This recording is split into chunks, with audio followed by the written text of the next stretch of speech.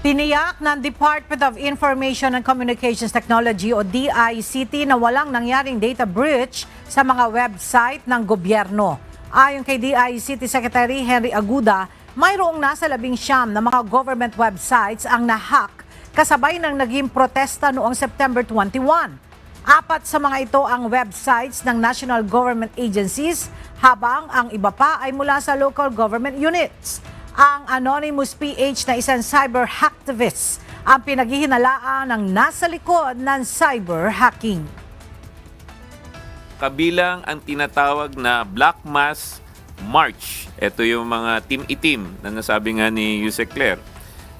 Sa unang kumalat na, ito ay unang kumalat mula sa grupong Anonymous PH. Ito po ay isang aktibong hacktivist na grupo. Nakikipag-ugnayan po ako doon sa mga tao sa Anonymous PH. Hindi pa po sila nagdi-disavow kung sila nga o hindi sila yung gumawa nito. Pero may mga persons of interest na po tayo na minamatyagan.